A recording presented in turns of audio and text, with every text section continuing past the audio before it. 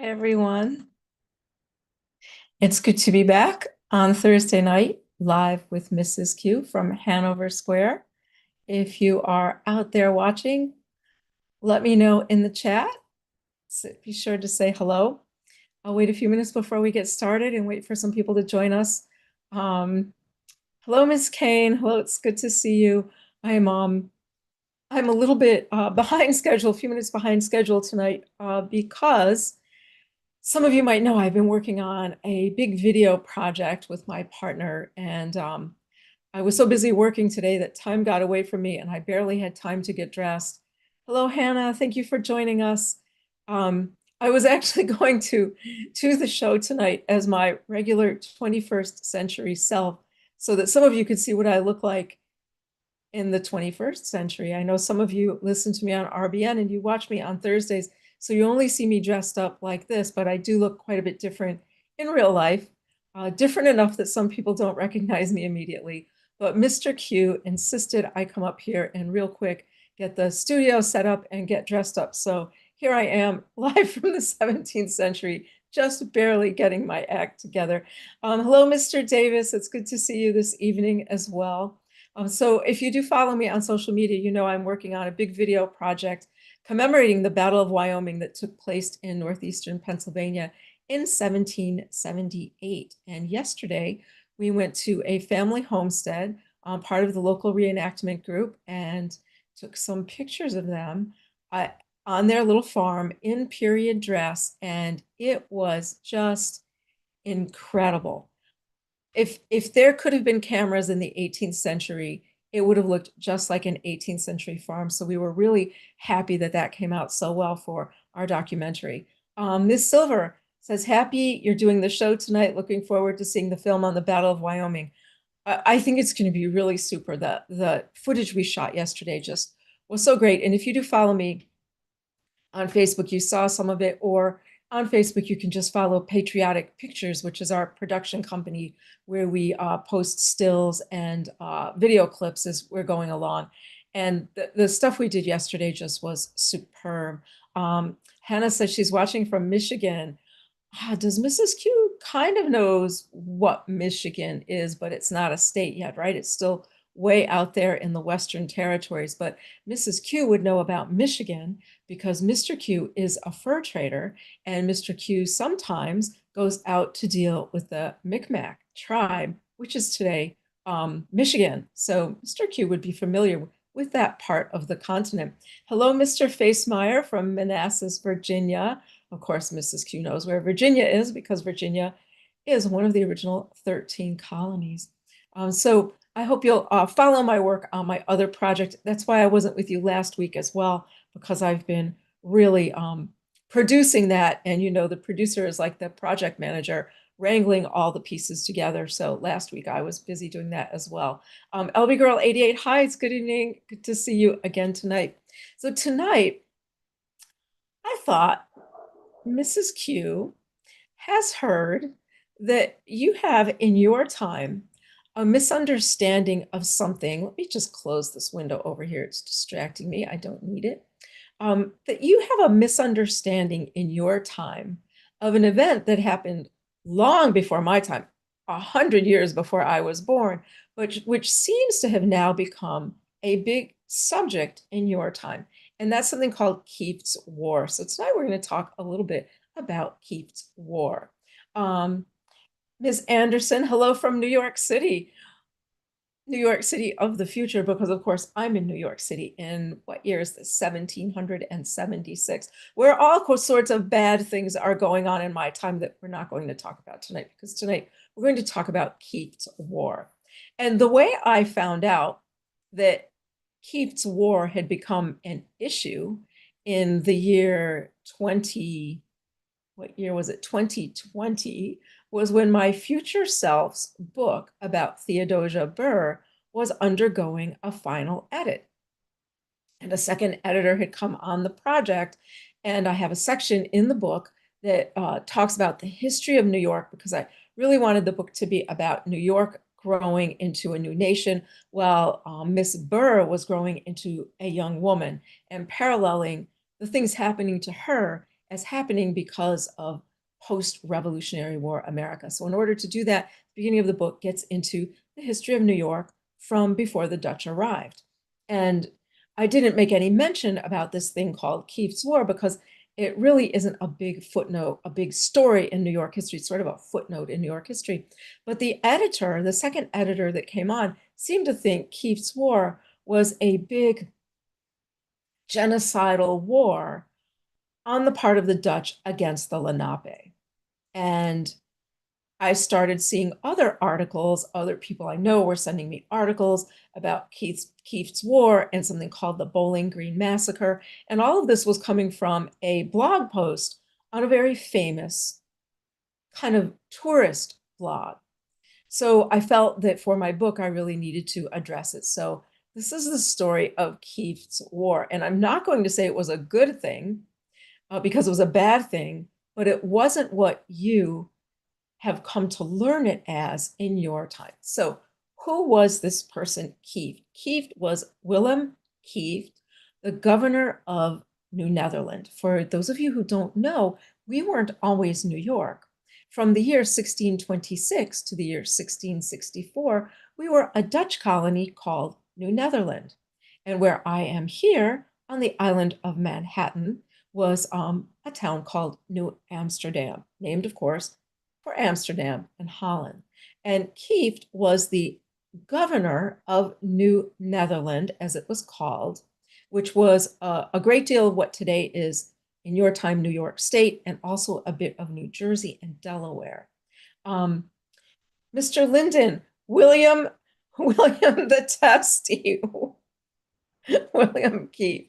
So William Kieft is the governor of New Netherland after a governor you may have heard of in your time, Peter Minuet, who was the first governor. So after Minuet is assigned on to a new post, William Kieft arrives in New Netherland. And always be in mind when you're studying history that times change and circumstances change, but personalities don't always change and humankind always doesn't change. So you might recognize William Kieft's personality in your own time. And William Kieft, unfortunately, was someone who was not competent at the job of running New Netherlands. So what do I mean by not competent? Well, remember, all of these colonies originally existed for one reason: profit, to expand the land of the colonizing country and to bring income in as well. So two things: expand the land holdings and bring in money, income. And particularly for New Amsterdam, New Netherland, which was a part of Holland, a Dutch colony, which were at that time very interested in trade and making money here. So that was the purpose of the colony, to make money. And Governor Kieft was a complete failure in that respect. Who do we have? Sparrowhawk 76. Good to see you again, Mrs. Q. Good to see you as well. Thank you for coming to Hanover Square tonight to join us. I trust that all of you found your way here easily and that Mr. Q was polite in letting you in downstairs and showing you up here to my parlor. So William Kieft was not very good at running the colony, and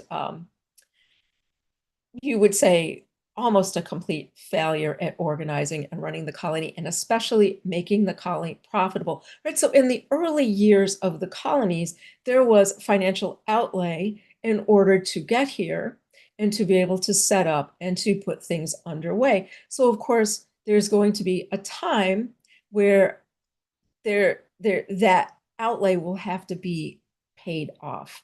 Right? So you want to have a profit. So you want to start bringing in money as soon as possible so that you can reach the level of what you spent to get here and set up here, and then surpass that so the colony becomes a profitable venture. And William Kieft was not capable of doing this. So instead of asking for help or admitting he couldn't do it, he did what many people of his personality type tried to do: blame someone else for it. So the first thing that he tried to do was to tax the native people living within New Amsterdam, the Lenape people. Now, interestingly, at that time, the Lenape people were living within New Amsterdam for protection from their old enemies, the Iroquois nation, which had almost exterminated the Lenape people, the Lenape being part of the tribe called Delaware, and the Iroquois Confederacy being a very successful warlike nation together had nearly exterminated the Lenape tribe. So they were living under the protection of the Dutch and living peacefully in little villages within the Dutch holdings, trading, getting along, even intermarrying. So things were not so bad. But the first thing William Kieft thought to do was to tax the native people, the Lenape people, tax them for living within the Dutch territories.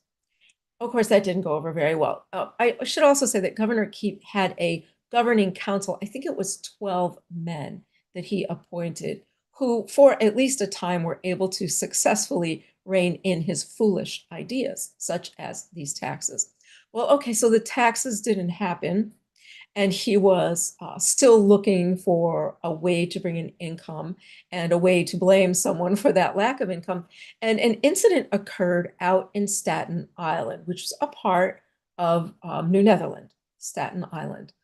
Someone docked a boat somewhere and either lost the boat or the boat was stolen. We're not really sure. And the person who lost the boat blamed the Lenape people for the loss of the boat, claimed that someone stole the boat.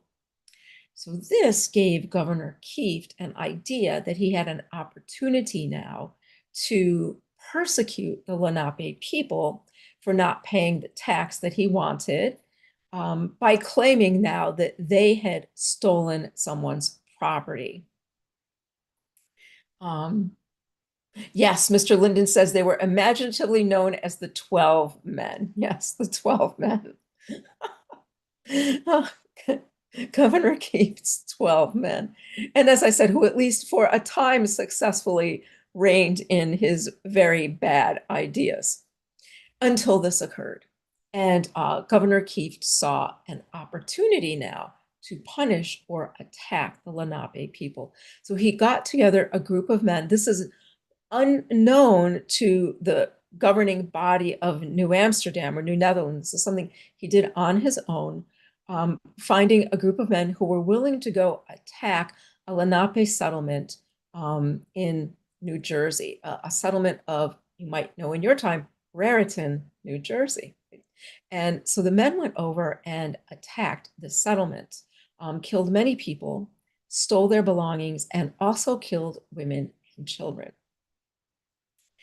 This, as you can imagine, now is going to start a chain of events of groups attacking each other before it could be brought under control by calmer minds in the management of New Amsterdam and New Netherlands. This set off a horrific chain of events of not only the tribal people attacking settlers, but also more of Kieft's men attacking the Lenape settlements. And it became very violent and very bloody. And I think over 100 people were killed in this. A casualty of this violence was a settlement that was in what today, what to me and to you is also called the Bronx.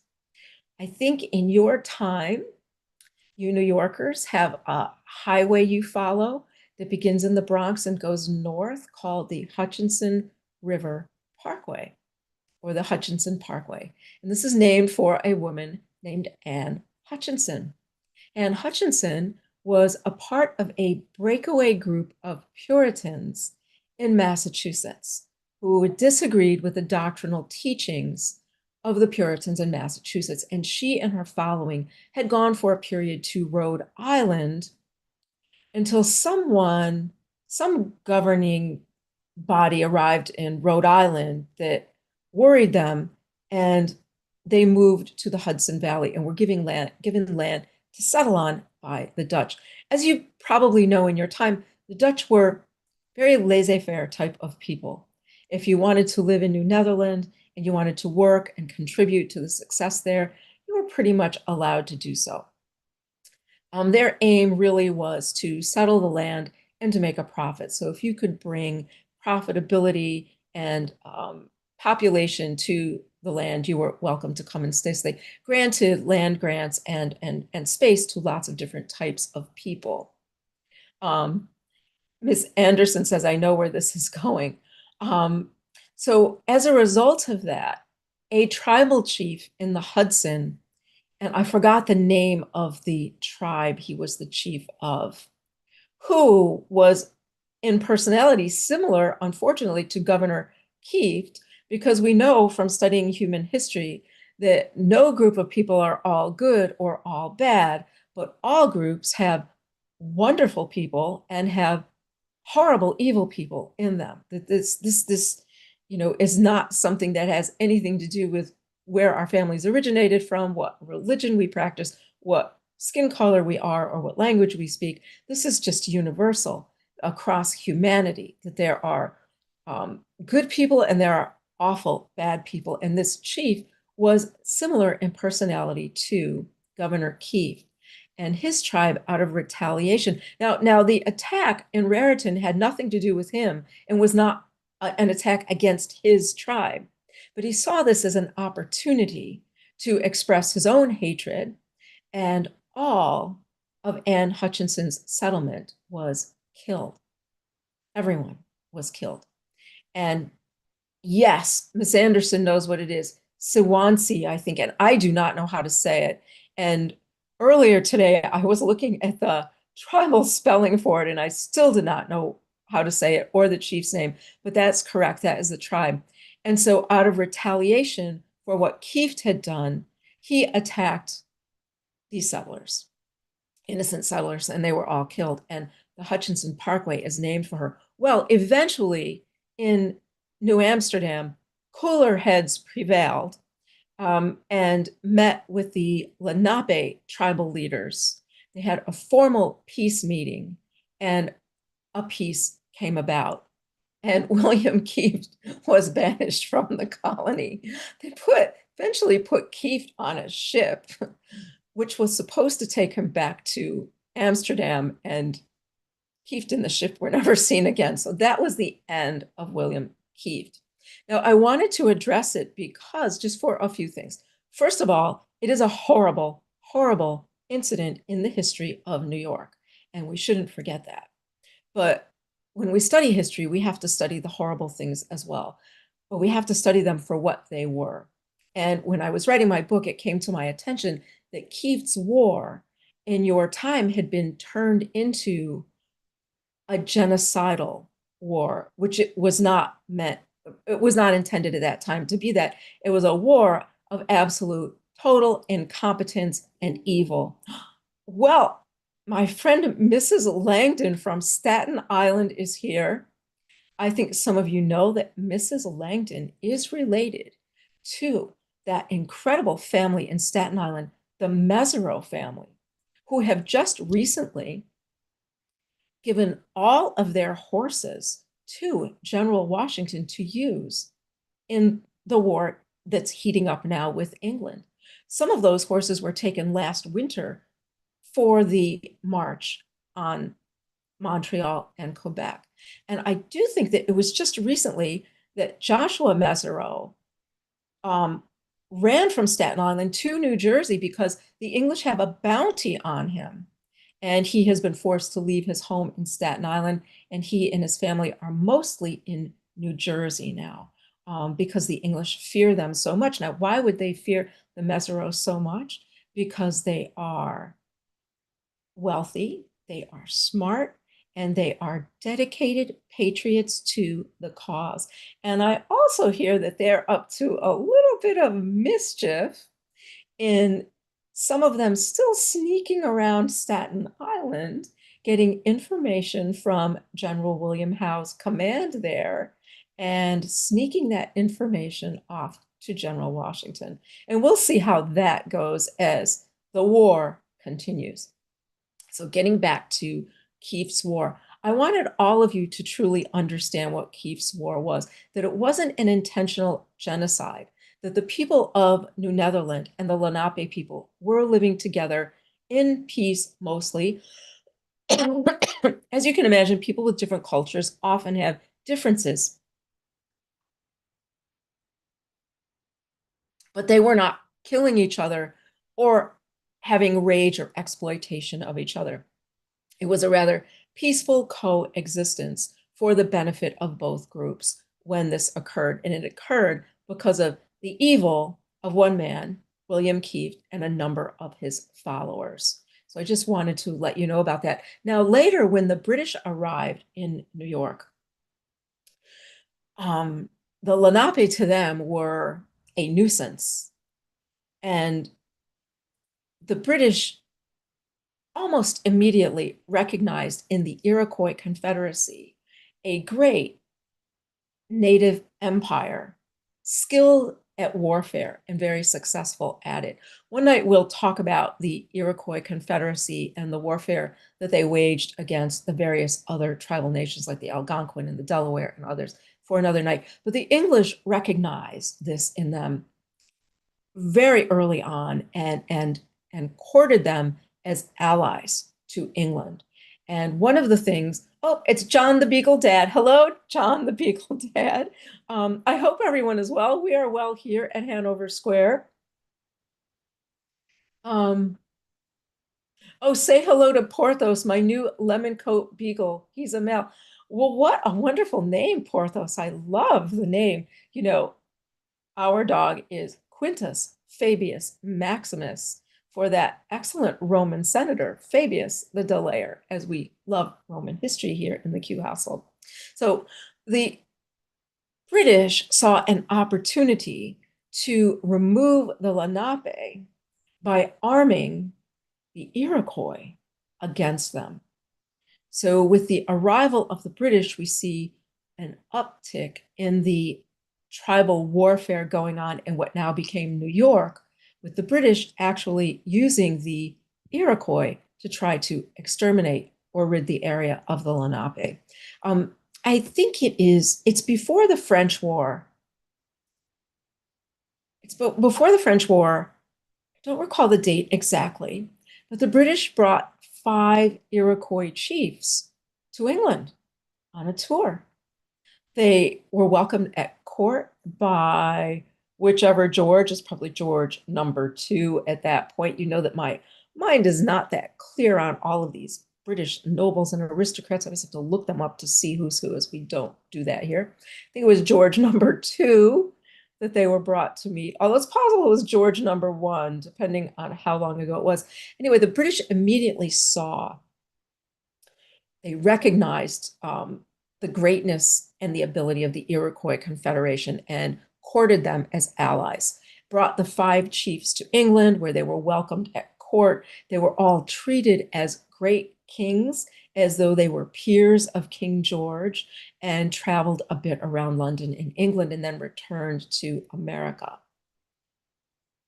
John the Beagle Dad says, I've been learning about the Iroquois Federation. Fascinating stuff. They are truly fascinating, the Iroquois Federation, and how those different tribes came together and how they were, interesting. They were each self-governing tribes with a governing body over them that settled the differences between those tribes and also united them for things like warfare, if need be, for defense.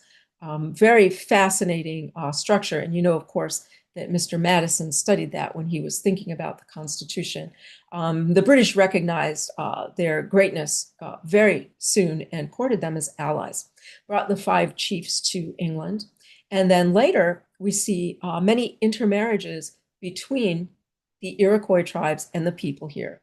So for the documentary that I'm working on, there are going to be a few of those who are going to pop up and who, in my time in 1776, are just coming on the forefront of the war. As in 1776, the British are now trying very hard to recruit the Iroquois nations to their side.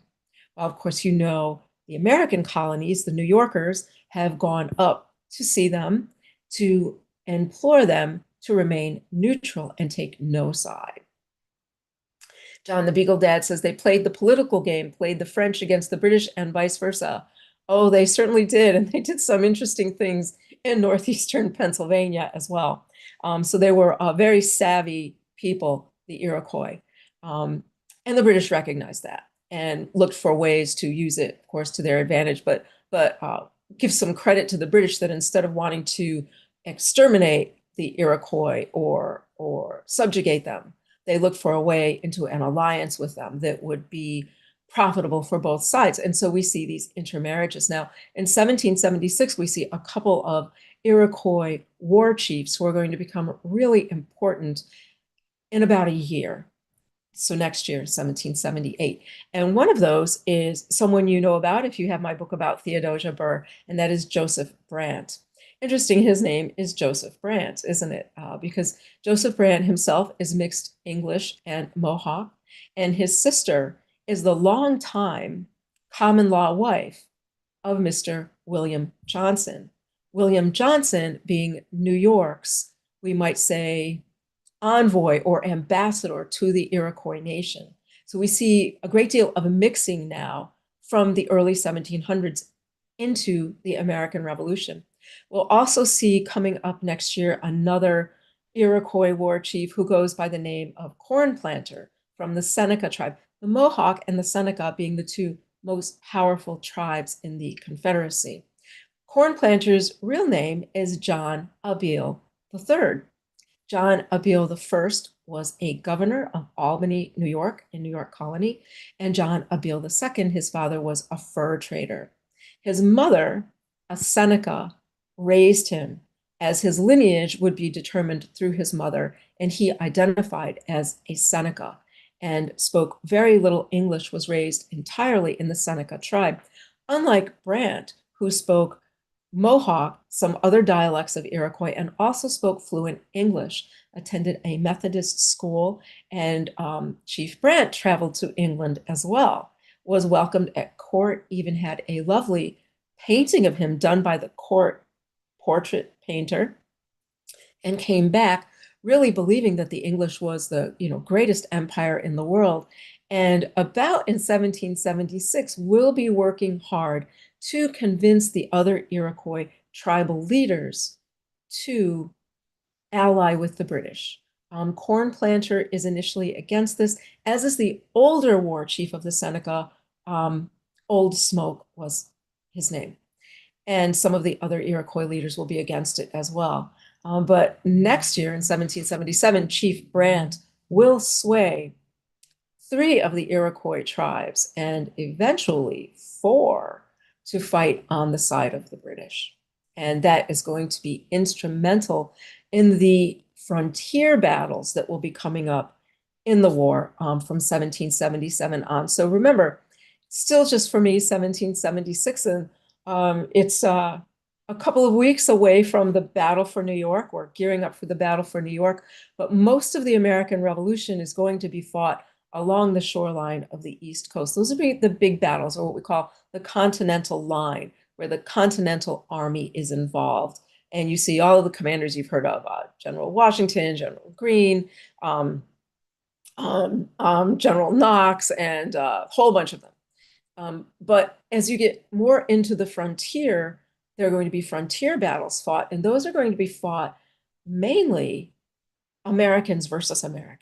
So these will be American rebels versus American Tories or loyalists, royalist regiments, sometimes commanded by a British commander like Bannister Tarleton, who you might know, or commanded by an American commander. And in New York, that's going to be a protege of William Johnson, John Butler, a very successful fur trader himself, and ally of the Iroquois nation. So we're going to see those battles start breaking out on the frontier with eventually John Butler's Rangers allied with some Iroquois tribes attacking the settlers on the frontier, who of course are just going to be militia.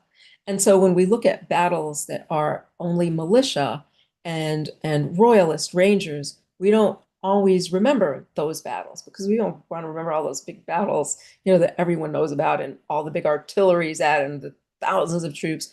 But these frontier battles are extremely important in what happens in the war as well. And these are also real people living on the frontier who are going to suffer terribly as a result of these battles. It's part of the reason my video production company is starting with the Battle of Wyoming and hoping to do more of those frontier battles, document those.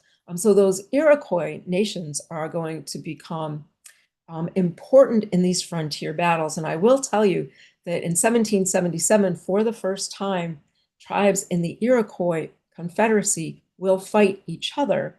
In central New York, it's something called the Battle of Oriskany, or it was also called Fort Schuyler. Talk about that another night when I talk more about battles. And for the first time, they're going to be horrified because since the founding of the Confederacy, Iroquois brother will kill Iroquois brother at that battle. And you can see how the American Revolution is now going to really rip apart so many people on this continent, not only people who consider themselves British subjects versus the British, but also the native tribes themselves who will find themselves at war with each other after many years of peace. And we have some comments. John, the Beagle Dad, says, do you think the Iroquois had an influence on the creation of the Constitution? I don't see that. I know Sam Adams was very critical of our side not uniting like the Iroquois have. And Mr. Telek says, greetings, Mrs. Q. I don't know how much actual influence they had over James Madison, although I do know Madison did study many different Confederacy forms of government and republics. I know he studied the Dutch Republic, he studied the city-states and their republics, and what today is Italy. He would have known about the Iroquois Confederacy. At least, Mr. Hamilton certainly would have known a great deal about the Iroquois Confederacy as he lived in New York and worked for a company that traded with them. So there had to have been some knowledge of the structure of that Iroquois Confederacy when they were writing the Constitution. It wasn't unique in the world that a group of independent states had come together as one confederacy or one union in order to, be, what do they say? That the sum is greater than the parts, right? The sum of the whole is greater than the parts, so that they together could be something even greater and more formidable. So it wasn't the first time that that had happened, but it was the first incident, I think, on this continent, although I can't really say because there are civilizations on this continent going back very far that I don't know about. But for the Revolutionary War period anyway, the Iroquois Confederacy would have been a unique and very powerful, and I can't see that it wouldn't have been inspirational in some way, as the British were fascinated by them and fascinated by, first of all, because of their federation, the amount of land mass they controlled, which was a great land mass, New York up to Canada, and I think to the Ohio River. It was a massive amount of land they were able to control, and into northern Pennsylvania as well, which is a whole other story what's going on in northern Pennsylvania. Everybody's in northern Pennsylvania claiming it's theirs. Algonquin claim it's theirs. Delaware, Iroquois, Pennsylvanians, people from Connecticut, everybody's claiming northern Pennsylvania at that time. So that, is a whole other story. But the Iroquois were very powerful in the amount of land that they controlled, and their fierceness in fighting wars, so that other tribes feared really having differences with them. Other tribes feared warfare with the Iroquois. This would have been very attractive to the British, as that is exactly what the British Empire, the type of power that the British Empire was projecting around the world, right? We control all of this land, and we are the most formidable enemy you could ever imagine. Well, the British see this in the Iroquois as well, but the other tribes in the area view the Iroquois that way, as controlling a great deal of land and also being a formidable opponent, someone you don't want to go to war with. So you can see them, being able to identify with each other to some degree that way. And of course, the British really did want to trade and make money as well. And what better people to trade with than the biggest, most powerful group of tribes in the area where you are. So I'm not speaking, about the New England tribes here, which I don't know very much about, or the tribes south of New York and northern Pennsylvania or to the west. I'm only speaking tonight about, the Iroquois Confederacy in New York. The Iroquois were definitely respected by the British and the French, absolutely. And, there were Iroquois who were part French as well. And we're going to talk about some of those in our documentary about the Battle of Wyoming. A number of women, the Montour women, who lived, if you guys are around Binghamton, who lived around Tioga and also here in northeastern Pennsylvania. Very interesting group of women, the Montour women, Catherine Montour and Esther, also known as Queen Esther. The punishment and scare tactics were very brutal from what I learned at Fort Ticonderoga. Absolutely, there are a number of firsthand accounts of people who were kidnapped as children by Iroquois. There's a very good one, and I forgot the name of it. It's a daughter. It's a brother and sister. Oh, Miss Wetzel, hi. It's okay that you're late. Last week I didn't make it at all, so I'm glad you're here. It's the story of a brother and sister who were kidnapped from here in the Wyoming Valley of Pennsylvania around the time of the French Indian War. And the brother was taken by the French officers, and the daughter was taken by, I want to say Seneca, but I'm not totally sure it was Seneca. And she wrote later, as an older woman, she told her whole story to a biographer of the horrors she witnessed. I think she was about 10 or 11 when they took her, and that she saw all of her family killed over the years. She saw, people tortured. She talks in great detail about the torture techniques that the Iroquois men and women used against people they caught. And those would have been, people who not only were Europeans, but were also from other tribes. She talked at length about that. Anyway, she became, I think, a Seneca woman, spoke Seneca language, was married, had children and grandchildren. And at some point after the American Revolution, they offered her to become an American, and she refused because she said she had nothing. She had no American relatives, no knowledge of life as an American, that her life was with the Seneca people. And I'm so sorry I can't remember her name. If somebody out there knows the name of this woman, I'll put it in the comments and I'll tell everyone so that you can pick up her memoir. Another woman who was kidnapped, and this is I think after the Battle of Wyoming, after 1778, was Frances Slocum. And there's a park here named for her, Frances Slocum State Park. So what they did was really, really brutal. And what they did in these, Mary Jameson, yes, Miss Wetzel got it. It's the story of Mary Jameson. If you look for the story of Mary Jameson, I'll just let you know, there is a call it a current in your time edition sometime around 2000 or in the 90s. Don't get that. It has all of her eyewitness accounts of torture and brutality removed. It's all taken out. Get the original edition. Well, it doesn't have to be the original edition, but get an edition of the original publication written by the man who interviewed her. Get that one. That is the whole story.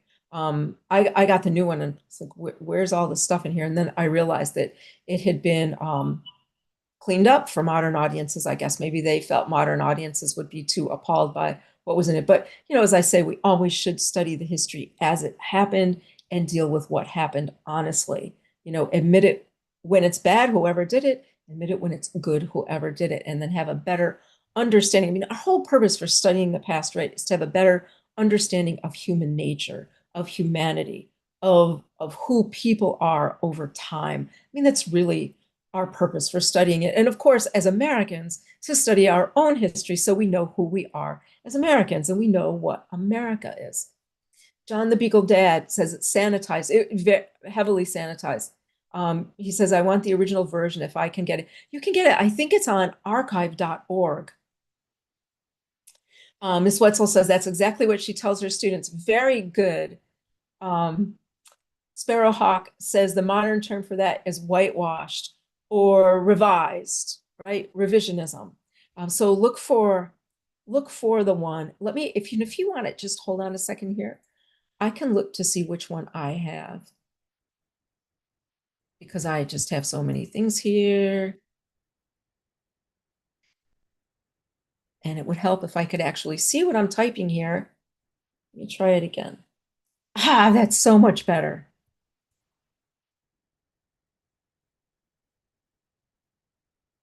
Can't find it.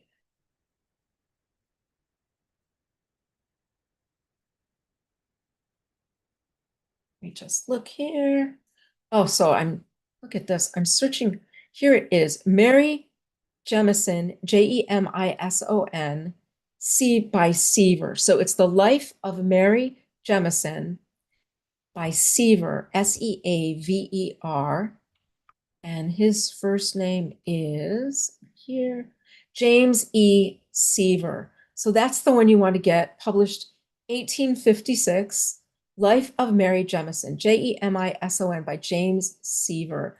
And I think you can get that on archive.org. That's likely where I downloaded it, from archive.org. So that is the one to get. And it tells you her full story as she told it to him many years later. Very fascinating woman. And I thought also, incredibly fascinating that, she left so young that she had no reason to want to come to be an American anymore, that she had nothing left of that, that she was raised, as I said, I think a Seneca woman, and had Seneca husbands and children and grandchildren. She had a whole family around her. Why would she want to leave, right? That was her identity after that. It's very, very good recollection. So do you guys have any questions or comments tonight? Um, I hope you'll follow, if you guys who do use Facebook will follow our production page, Patriotic Pictures, because we have some really great stuff we're going to be sharing there as we put together this documentary and shoot more period footage as best as we can reproduce it. And if you go take a look at the things that we did yesterday, I mean, it really looks like a family in the 18th century. It just came out wonderfully well. Um, so thanks to them. That was the Dreyer family. Thanks to them for having us at their homestead yesterday and putting up with all of the inconvenience of having a video crew bothering you and telling you where to stand and what to do. They were very accommodating, wonderful family, and they're just going to be a real standout in this video. And we'll be shooting some other things too. We are going to be shooting battle scenes between the Butler's Rangers and the Seneca versus the Americans. We'll be shooting those later this month in August, which I'm really looking forward to seeing Seneca reenactors in full Seneca war paint, which is really for me going to be an incredible treat to be able to see that. You've probably seen it in some of the paintings. Don Troiani has done a couple of paintings, one about the Battle of Wyoming and one about Cherry Valley, showing the Seneca men in full war paint. It is so overwhelming and incredible to see. So we're looking forward to doing that, and also reenacting some of the other battle scenes here in Wyoming, the capitulation, and then the terrible march as the people were forced to leave here with their families. So we'll be trying to recreate as much of that as we can on video, making it as authentic as possible for you, and also making the story as historically accurate as possible, so you hear the truth about what happened in this battle, because there's quite a bit of hyperbole and folklore that was made up shortly after the battle to demonize various players in the battle that later was found to be untrue. So we'll be talking about that as well, because we always want to study the things as they happened and learn from them. Let's see, we have some more. Sparrowhawk says, great to hear about New York history during the time of the Dutch. Not an area of history we hear too much of, so thank you. Well, it wasn't very long. It was only a 40-year history, so it's a short period, but that 40 years of Dutch history very much influenced the success of the colony of New York, and specifically the city of New York later. So that Dutch influence really influenced the colony and the city, and made it the success it was. Had we been founded purely as a British colony, I don't think New York would have had the very early success that we had, because the British had a very different approach to what a colony was than the Dutch did. And Miss Wetzel says, I have to share that my daughter has enjoyed listening in on Thursday nights, and she gave me your book on Theodosia Burr for my birthday yesterday. Wonderful. We should all learn about Theodosia Burr. I'll talk about her one night again. I have before, but I will again.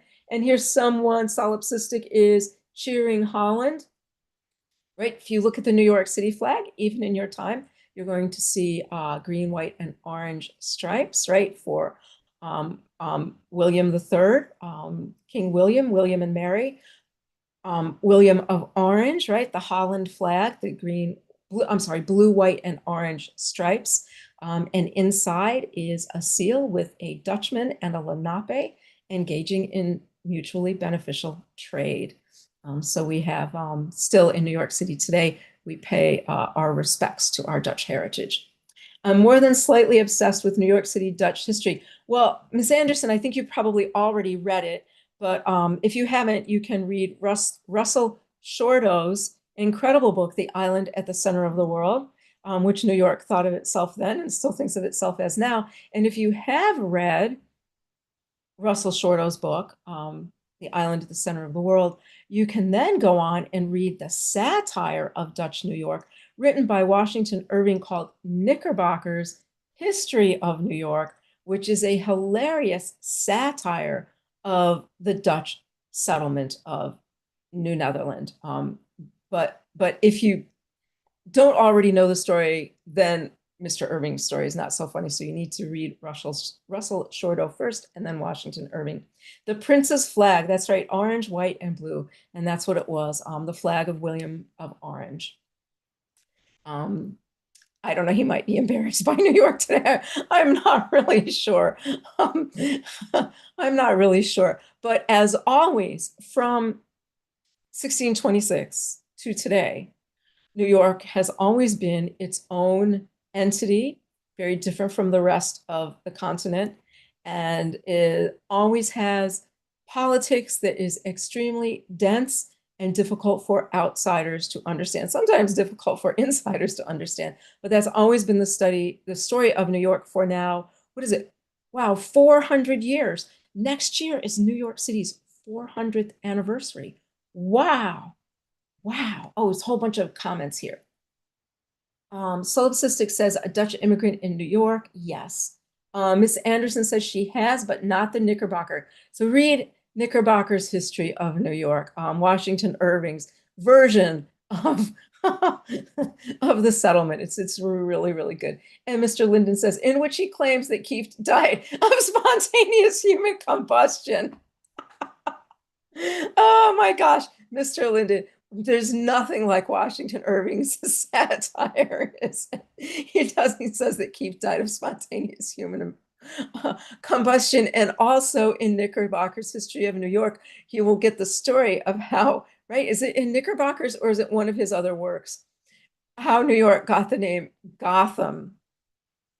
Washington Irving named New York Gotham. That might be later in his Salmagundi writings. That might be later. I have all the Washington Irving in my head and I can't always remember which pieces contain what, but Washington Irving is the king of making fun of New York and people. Hannah has, hey, I first found your channel while doing a deep dive and research on Benjamin Talmadge and John Andre. I know this is off topic, but I love your videos. Thank you. And that is just such an amazing topic, Benjamin Talmadge and John Andre. And I don't know if you were on when I welcomed Mrs. Langdon, who is a relative of the Mesereau family, who started a spy ring in 1776. And it is thought that it was the Mesereaus who really were the first to tip off about John Andre and Benedict Arnold, and that information was then corroborated by Benjamin Talmadge spy ring, but too late. So there is some idea out there that it was actually the Mesereaus who figured out about Andre and Arnold first.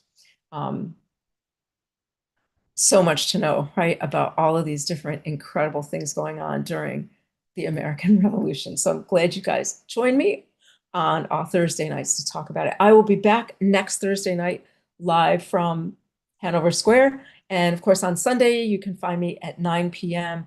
on republicbroadcasting.org or RBN, yes, republicbroadcasting.org at 9 o'clock talking about the American Revolution and kind of doing what we do here, talk about what happened during the American Revolution and what we can learn about it today. So thank you guys all so much for being here with me. You can tell I got dressed really fast because I was running late, but I still look like, take these off. I still look like an 18th century lady relaxing in her parlor at home, right? With just her little chemise, scarf, my little bonnet here. So I sort of still made it. John the Beagle Dad says that archive says publication date 1826. The 1826 is probably okay as well, as long as it's not after 1990, and as long as it's not an edition.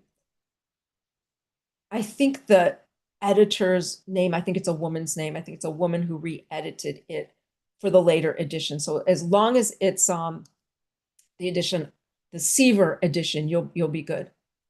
Miss Wetzel says, thank you. What a wonderful way to spend a Thursday. Thank you, Mrs. Langdon. Mrs. Langdon, you know I will be seeing you again soon. LB Girl 88, thank you. And Solipsistic, thank you, Mrs. Q. Thank all of you for joining me here. And Miss Anderson, thank you. Thank you. Everybody have a great week. I'll see you next week here at Hanover Square.